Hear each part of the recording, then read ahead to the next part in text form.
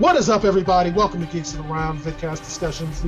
Of course, for this episode, we are doing Daredevil. We're doing 3 episodes of Daredevil, 7, 8, and 9. That would be Stick. Damn, I said this just a second ago. Shadows in the Glass and Devil something or other. Speak of the Devil. Thank you. Right.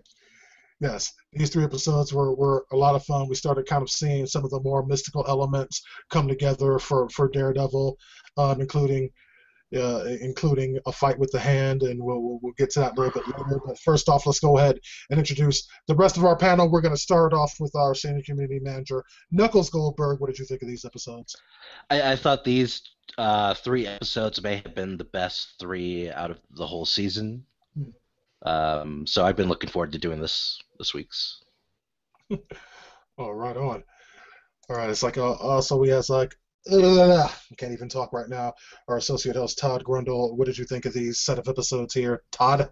I liked every episode of the whole series, but I actually think they were possibly, in my opinion, the most boring is a wrong word. There's no word I could find, but they were my least favorite. Is all I could say. Okay. Oh, we just have 2 completely different sides of the spectrum there. How about you, Charles? Break the ties. Like, what did you think of these ones? I enjoyed the one. You know what? I'm just like you. I can't talk today either. Just say it. Yeah. I actually enjoyed all 3 episodes quite a bit. However, the 2 that I enjoyed the most was the one where we get a Wilson Fisk's backstory, and then when Daredevil got his ass handed to him in Speak of the Devil. Yeah, those 2 were the best out of the 3.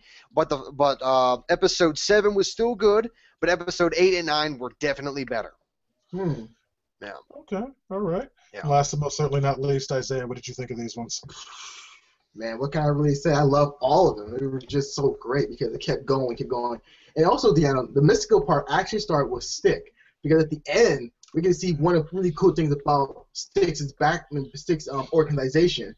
And so we learn a little bit more about Stick and Daredevil, and then we move on to William Fisk, and then we just move on to the hand, and just, oh my God, I just love every part of it. It was like a comic book show all over again, like a comic book show. Oh yeah, you're absolutely right. It's like the mystical aspects did begin with this. I forgot about the sticks and stones thing. It's like that happened at the very end. It's like actually kind of a funny story about that. They wanted to make that part a post-credit scene, but the thing is, Netflix really doesn't do post-credit scenes because, of course, autoplay and whatnot. So that's the only reason they weren't able to do it. That's the one episode where they really, really wanted to do a post-credit scene, and they just weren't able to. Kind of in keeping with the rest of the MCU, doing their thing with the credits, giving little teasers. Well, it still was a post-credit scene. It still was in its own right. I wanted to ask about that, though, because you guys just said that touched on the mystical. Does it really? I mean, maybe for somebody who might know the comic or the origin, because I was never a fan of Daredevil, and I have no clue who that guy is or if there's any mystical involvement. At the end of season 1, I have no clue, so I assume that stuff we're going to learn in season 2. Yes, and I don't know if it so much touched on the mystical, but it definitely spoke to something much bigger that's happening outside the city. It's going to make its way in. There's a big, and someone else who knows. Right, yeah. and also I think I said this before, that Hell's Kitchen itself, I tell it's a weird, that it was a mystical universe in its own right. Because Hell's Kitchen is a crime underworld, but under it, who controls the crime underworld is actually mystical beings like the hand and so on and so forth. Because because they're trying to stay in modern times, but also have a good stronghold over it. And this is where Iron Fist and Luke Cage and everyone comes together, because the mystical side of things get all types of batshit crazy, and they become more powerful, like the hand. Hand is more, again, I'm very brief with it. The hand is more better organization because they've been around centuries, more than Hydra, and they are trained in everything. So they're not no pushovers. They're not just ninjas. They're like demons themselves. Yeah. Yeah, I absolutely agree with that. It's like, yeah, it's like for this is like, I mean, yeah, if you did not know the history of Daredevil, it's like that last scene probably would have lost a meaning, because you wouldn't know. Someone who doesn't know Daredevil's history has no idea who Stone is, and that's very directly who that was at the very, very end of this episode. Yeah, I was gonna say, all I know about that guy that Stick met up with at the end of that episode was that it was somewhat connected to Iron Fist. Well, that's the hardest part though, because it's Not really. Not really. Because there's also other factors. There's more people besides Stone. I forgot some of their names, but they're all mystical. Okay. So is Stone a bad guy? No, he is. Again, he's like Sticks. They're all warriors fighting a great evil, like the Hand, within a Hell's Kitchen or anywhere around the world. They're all mystical. I really need to get caught up on my whole Daredevil lore. Yes, you do. No, it's like I wouldn't even bother, because I really don't know what direction they're going to take it here on the show. It's like we've seen a few things happen with this. Of course, with the Hand's introductions, and then it's like I don't think the thing with Madame Gao happened later, right? Yes. Okay. Happened later, and it was still badass because she's actually. Sorry to interrupt you on DeAno, but she's actually connected more to Iron Fist than she is to Daredevil. Yeah, because by a lot. You had mentioned that the symbol on their little heroin packets is the symbol of Iron Fist's primary enemy, his nemesis. Yeah. Did they call that heroin Silver Surfer? Did I catch it? I was just watching an episode. No, it's the Iron Serpent. I think it's the Iron Serpent. I think it was like Silver Serpent or something like that. Okay, maybe it was something. How would they be able to use Silver Surfer? Because I think Silver Surfer is still used by Fox. It's still owned by Fox. Unfortunately. Yeah.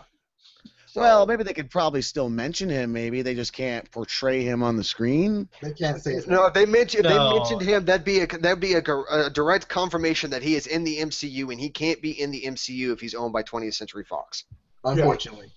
Yeah. Who? I know you guys are gonna hate me for this question, but who owns Punisher? Because on my second watch of Daredevil, Marvel owns Punisher. They're fucking leading up to him. They are creating yin and yang right here. So much that I'm watching and I'm hearing them describe Matt Murdock, and I'm like, whoa, they're describing Frank Castle right now, except one element different. Well, it's kind of like a Arrow Batman situation a little bit. Well, yes, but no, because it's really hard to say that because Punisher, we all know who Punisher is. He's pretty much one of the most successful serial killers in the MCU. But he fights Season 2 Big Bad. But you know what I'm trying to say, right? But it's gonna be more people because it's gonna be the guy who plays Matt Murdock. He wants like Bullseye, who was one of Daredevil's greatest enemies. He wants Punisher. He wants all types of bad motherfuckers in his own in the urban Marvel Universe, and also we might get Ghost Rider. Hopefully. Oh, this has been said. God! I would be so ecstatic if we got Ghost Rider. No, it's not. Who owns Ghost Rider? Does Marvel have them? Have him? Yes. Marvel has Ghost Rider again. And Blade.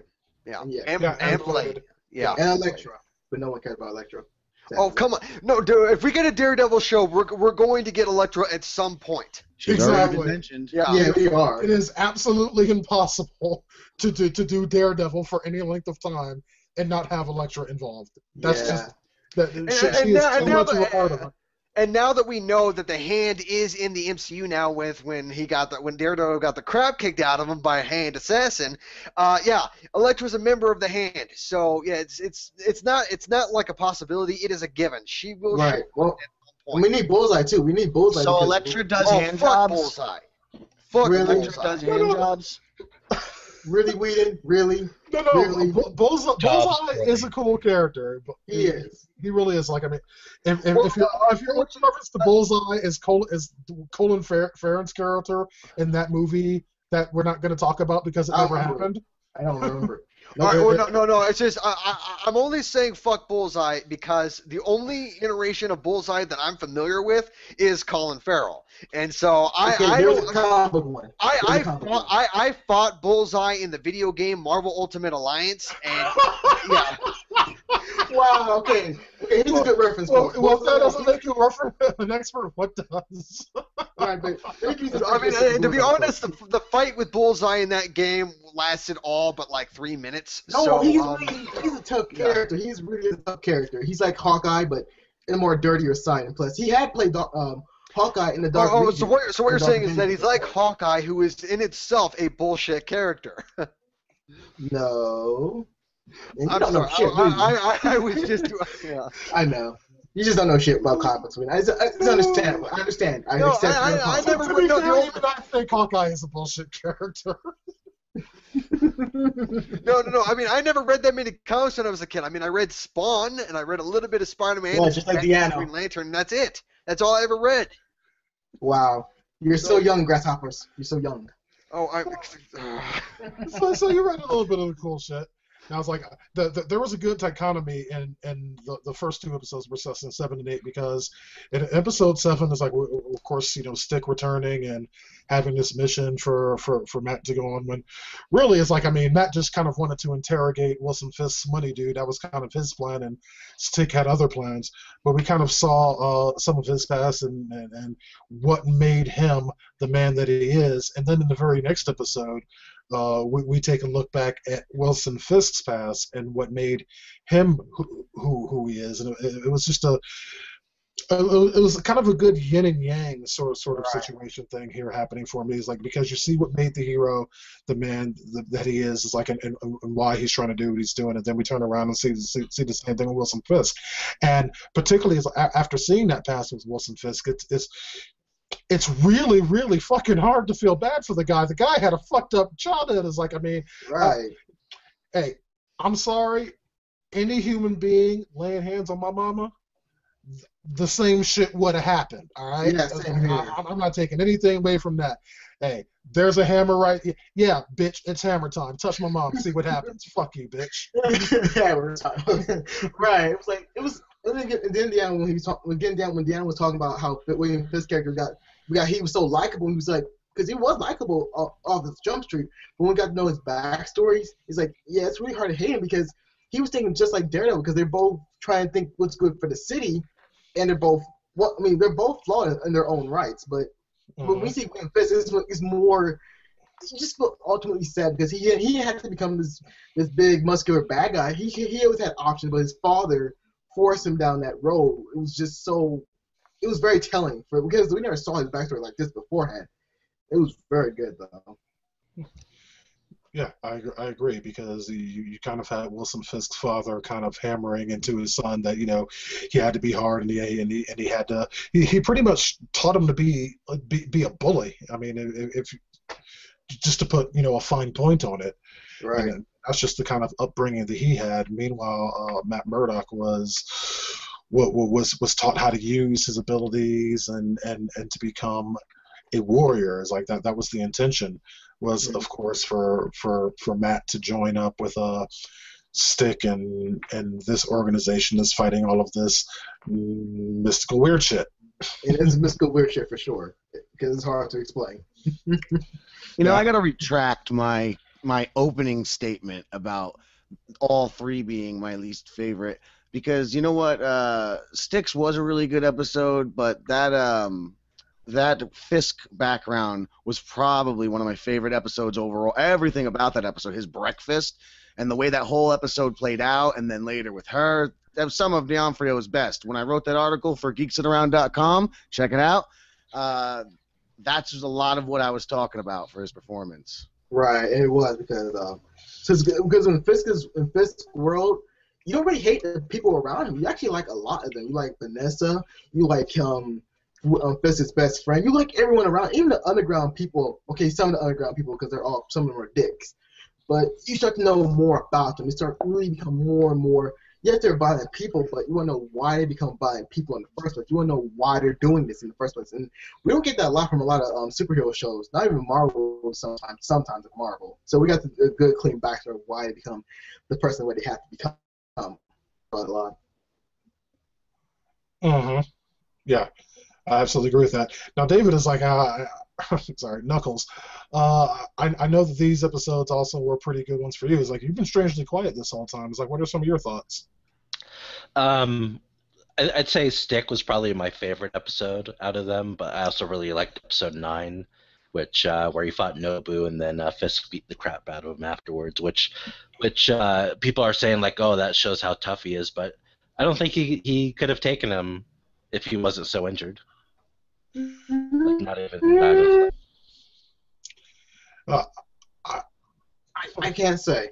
I really cannot say. That's my opinion. Yeah. Fisk is a strong motherfucker. It's like, I mean, if he put hands on Murdock, it's like he probably would be able to put the hurt on him. It's like but Yeah, he's this strong, situation. strong, but he's all not, right. he's not well trained. That's the thing. All right. Yeah, I was gonna say, with Wilson Fisk, the thing that he has going for him is his size and his brute force. Right. Now with Daredevil's on Daredevil's end, he has his speed, his agility, his skill, and his size. And basically, so whenever Wilson Fisk is like trying to punch him down, like lift him up, choke him, and that kind of stuff, Daredevil can use his skills to be able to evade and to tire Wilson Fisk out. And so, if Daredevil was not injured and if he was in his prime, meaning that he was just there and ready to go, I think Daredevil would have come out on top. Well, I think it's easily drawn because William Fisk, he is over time he does become more of a good combatant because he was very angry when he's angry he's not fully controlling his own actions at times or his no. The thing is that when he's angry, he is stupid. He makes mistakes, which actually allows Daredevil to actually do the final stroke that will KO. Yeah. Right. Which yeah. But I got a question for you guys about episode 7 on Stick. Okay. So at the end of that episode, and they're back at Matt's apartment, and Stick tells him, "Oh, I killed him right after that." But do you guys think he really did? Oh yeah. Yeah, I think he did. Definitely. Yeah. All right. I'm curious. That kid, is he an Inhuman or is he something else? He's mystical. I mean, they didn't really explain it. That's the thing. That's why I'm thinking maybe he didn't kill him because they didn't really explain anything about why he was there. Well, when I first saw that moment with the kid in the storage container, I thought that he was an Inhuman, especially since the Inhumans have now been introduced in Agents of S.H.I.E.L.D., and this is connected to that. But I mean, the more that I've seen, I don't think I think the overall connections between Daredevil, Agents of S.H.I.E.L.D., and the movies will just be in passing, like word of mouth kind of thing. There won't be actual characters from those other properties into Daredevil. So if Inhumans were to show up in Daredevil, I think it would be, at this point, extremely unlikely. They would use Daredevil to introduce new things like the Hand or whatever that other organization is that, yeah. There's more to it, but I think he's mystical. He's always mystical. And the Hand knows who the hell he is. So it was the reason why he was locked the fuck up in that container. So I would not be surprised. I mean, I had heard rumors. These rumors are probably extremely unlikely, like a 99% chance of being false, is that Benedict Cumberbatch might show up in a cameo in one of these Netflix shows as Doctor Strange. It really wouldn't surprise me. I thought I heard Cumberbunch. I was trying to laugh about that. It was like someone said Benedict Cumberbatch. I said Benedict Cumberbatch because I never get his name wrong, unlike all you yahoos. But to address that rumor, I would actually be pretty surprised if he didn't show up during Iron Fist. I would actually be kind of shocked. Yeah, well, we're gonna be getting Doctor Strange before Iron Fist, aren't we? I don't know. Yeah, maybe, yes, absolutely, probably. That is maybe, perhaps the case. Right. But, well, thanks for clarifying that for me. Hey, I'm here for you. Also, it's like really cool if they're gonna bring in Doctor Strange and or Iron Fist in the same context. You might see, and we might get pissed off at me, and some of you guys too, that they might bring in the real Dr. Mandarin. The what now? The real Mandarin. Oh God damn it! Not that again! Oh come on! It could happen. Okay. Look, I know they've confirmed otherwise. I really was real. I really want. No, they've already confirmed there is somebody out there in the MCU who is the real Mandarin. It's just, are we going to see him on the big screen, the small screen? Nobody fucking knows. And to be honest, at this point, I think bringing him in now or at any point in the future is just too late. Too little, too late. I actually agree with that. There's no measure for how much they screwed the pooch with that character during Iron Man 2. It's an Iron Man movie. As far as the MCU is concerned at this point, that character is kind of dead to me. Yeah. that's just how I feel. It's like I could always be wrong. They could do something and change change their mind or change something up or whatnot. Have like the real Mandarin come up and whatever. But just from hearing about it off the bat like this, I don't know. I just don't know. Well, it's not a matter of just purely ridiculous. It's just I'm not interested. It's like they've kind of taken that character and kind of ruined them as far as the MCU is concerned, in my opinion. Well, it's an Iron Man movie, and I know I have all respect for Drive Down Jr. and the Iron Man series, but they've been getting a little bad over the times. So no. What Mandarin is primarily an Iron Man villain. He is to Iron Man what the Joker is to Batman. Well, you do Mandarin his spot Dr. Strange before. But he's primarily three Iron Man movies. So if Iron Man movies got bad over time, wait a second, they're mostly bad. Todd, what were you saying? I said there's only 3 Iron Man movies. So if Iron Man movies got bad over time, then that means Iron Man movies are mainly bad. Yeah, the first one was good. The second one was less good. The third one sucked. I hate the second one. I like the third one. I hate the second one too. It was stupid. The second one was okay. The second one was okay, and with Iron Man 3, ignoring the fact of what they did to Mandarin, besides that, it was actually quite enjoyable. It was enjoyable. Yeah. But again, that's what I said. Mandarin has fought Mandarin before. It has happened before. It could be cool. Iron Man 4 is not going to fucking happen, and you know what? When did this become an Iron Man discussion? When you start yelling at me. I hate to admit this talking about this, but I think Iron Man 2 might have been so meh that I can't even recall if I saw Iron Man 3 at all. That's a good thing at times. Yeah. I see every Marvel movie in the theater, so I am absolutely certain that I saw Iron Man 3 in theaters. Yeah, I'm certain I saw it as well. In retrospect, I kind of regret it. You could honestly wait until that shit came to Netflix, but it's an MCU movie, so what can I say? My ass is going to be in the theaters whether I like it or not. Yep, exactly. That is that is what it is.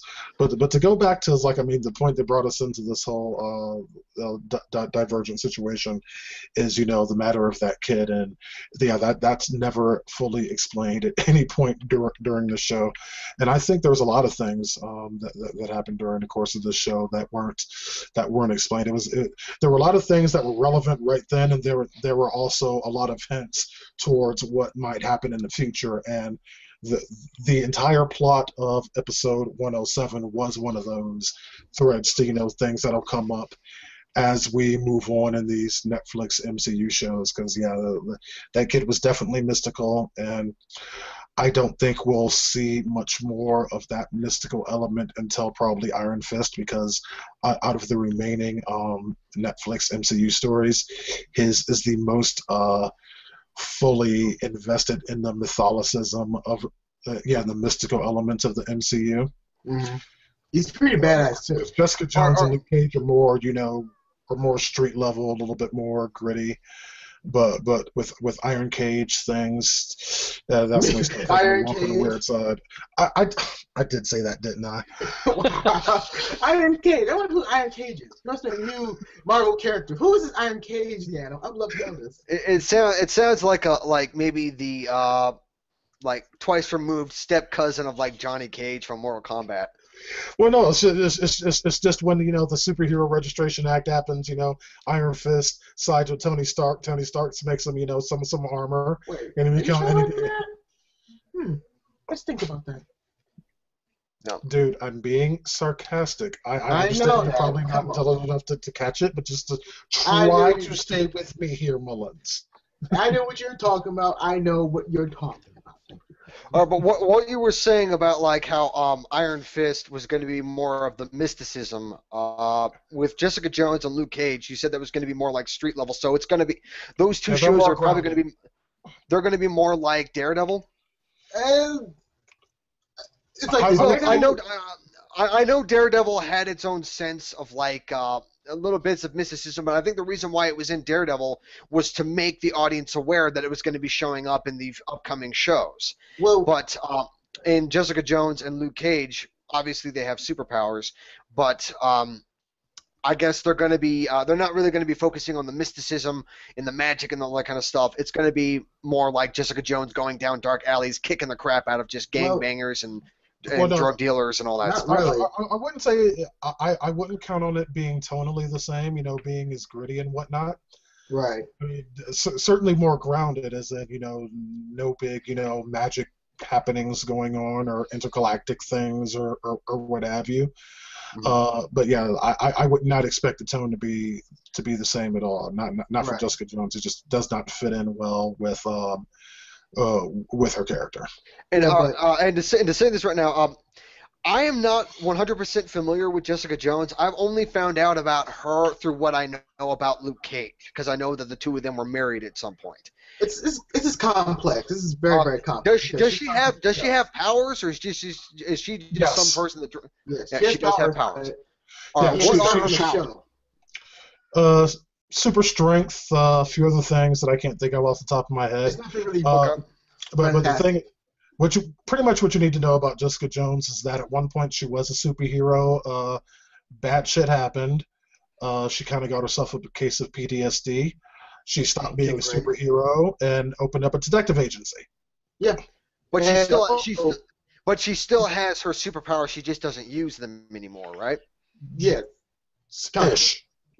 But we're gonna get more of that because we're gonna have a character who I like a lot, Kilgrave, who is also known as Purple Man. He has a lot of good history with Jessica Jones because he's very but I noticed that too. I mean, I do love David Tennant. I think he's a great actor. I've loved him in everything that he's ever done, including Doctor Who and Harry Potter. And but I can understand why instead of making his skin purple, they gave him a purple suit, which I think that works quite well, because having a guy walking around the street of Hell's Kitchen with purple skin goes like, okay, what's going on here?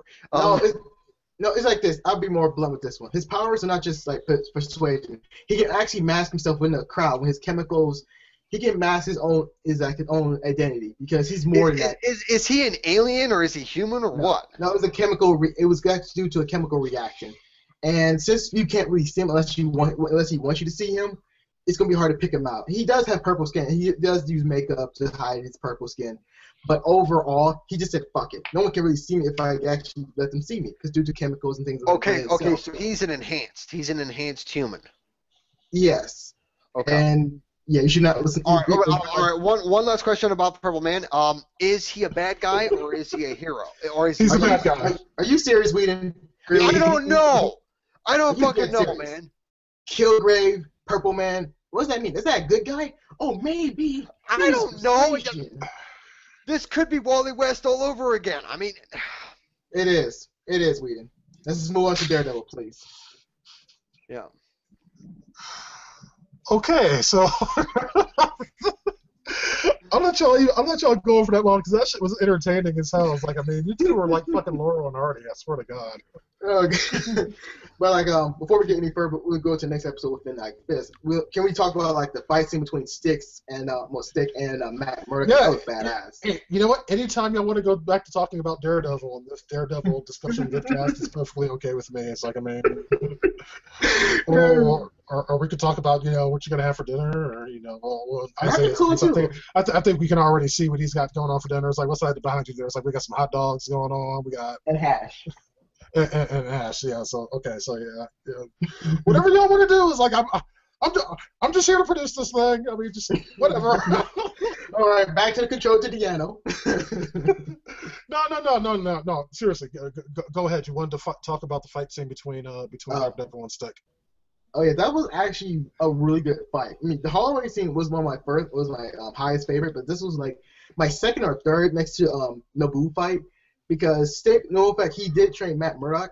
He was pretty much kicking his ass all over the place. Like, damn, can he really tag an old man? It was actually got a good banter too, and that fight scene was just so raw at times because since they know how one thinks and fights, and plus Stick is a killer, and he tried to make Matt Murdock into a killer, like a warrior.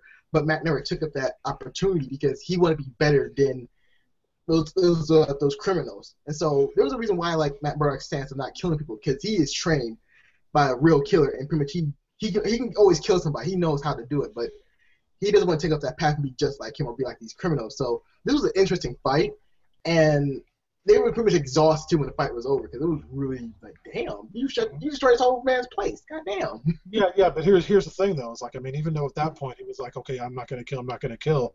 The entire reason that he was in the fight against Naboo that he was in episode 9 is because he had made the decision to hunt down Wilson Fisk and kill him.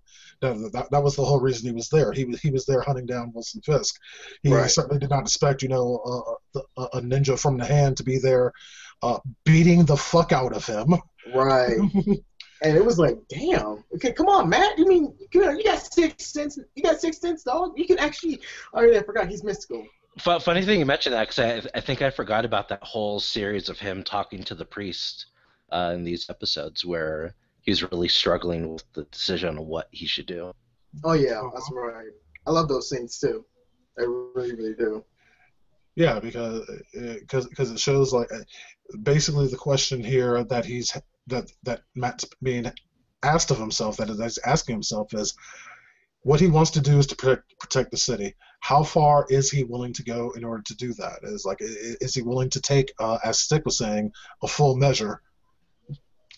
And that whole thing about full measures cracked me up because I was like, yeah, okay, somebody's been watching Breaking Bad. It's like, yeah, that was Mike's speech. Like, no, yeah, pretty much like, yeah. But like, ding. Right, and then it was really cool at the Wilson Fisk backstory that we got to like learn more about other characters like Ben, the reporter, who I liked as well because he's dealing with a family issue as well with his wife, and it was actually kind of touching too.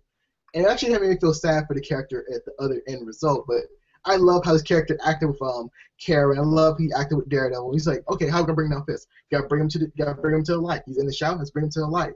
But William Fisk beat them to the punch. He was like, damn, really? I was like, how the fuck can you stop this guy? He's like, he thinks of some things that you're gonna do, and he just does it already. Like, really, asshole. Mm-hmm. I mean, oh man. Yeah, but at least he got Nobu's respect out of this fight, before Nobu ended up being a flaming mess on the floor. But it was like, and I liked about this episode is like because they spent the entire episode just kind of showing like scenes from his fight and the cast and the mess of everything else. So I was like, I kind of thought that was going to be the ultimate climax, seeing all of this come together. But then it sucks. It's like, well, it sucked for Matt because after that was done, it's like, okay, here's Wilson Fisk himself, the man you wanted to kill, and yeah, and now that Nobu's done beating the shit out of you, it's now Wilson Fisk's turn to beat the shit out of you. And, but he got lucky though. Matt got so fucking lucky of getting upper hand on Naboo because I got super lucky. He's like, I smell gasoline. I'm gonna throw this stick at that light and make sure it burns him. He got so fucking lucky. He's like, oh my. He also got lucky getting out of there alive after Wilson Fisk started beating his ass. I mean, that was pure luck. You can't tell me that shit was skill. Like it's like, oh yeah, I planned all this. No, he got his ass fucking kicked. So it was like, once again, Matt Murdock on the edge of death. Yeah, not for the first time. We've seen this before, and again, that's one of the things that I really liked. That I really like about this is because whereas in things like Avengers you have characters with no powers, I'm going to pick on Black Widow a little bit here, that can pretty much go up against an entire army of aliens from another dimension and get through this fight without so much as messing up her hair. Meanwhile, we have people like Daredevil, and he's going through these fights against, well, up until this point, mostly normal criminals, and getting his ass handed to him, but just never ever actually giving up. Just always getting back up and finding a way to persevere, even though any normal human being would be in a hospital, convalescing and eating pudding or Jello or whatever the fuck they serve in hospitals. Right. Watching daytime TV. Right. Well, actually, we forgot to say how it actually led to that fight in the first place. In fact, when we talk about like how Matt is pretty much connected to everyone in the whole Hell's Kitchen community, like when someone dies, like that elderly lady, like when she got killed, like really? Fuck, that kind of sucks because sadly enough, I kind of care about that old lady. And when I got kind of mad, like, oh, you motherfuckers, you're gonna kick his ass, man, you're gonna kick his ass, Matt. And then wait a second. Like, you mean there's a female on the show that we discussed you actually like? Well, I like Karen. When Aaron was bitching about Karen, I like Karen, and so did you. And I like the older lady too. So there you go. But then it's really interesting though. The old lady, I forgot her name. She was not really connected to Daredevil whatsoever. She was connected to like Karen and Matt Murdock, who she doesn't know is Daredevil, but her life was still taken away by the people who know how Daredevil feels about the people within Hell's Kitchen. So they used that in their own advance, which was still smart because we saw this in episode 2. Like he's gonna come after us if we harm somebody he actually cares about. And it's about people in the community within Hell's Kitchen. And so I love how they all played out because the villains are actually smart. They use his weakness against him. But she had nothing to do with Daredevil. That was all because she went she was trying to rally the people in the building to stay there. Right. But Matt still cared about her because she was trying to stand up towards the bullies themselves, and she paid a price for it. And he wanted to pretty much make sure her death was not in vain. So he was there to pretty much kill Fisk, like DeAno said, but it was pretty much a trap. And yeah, his ass handed because he was frustrated already. He was already frustrated and angry. He wasn't really focused to pretty much fight Naboo at all. Yeah, I agree with that.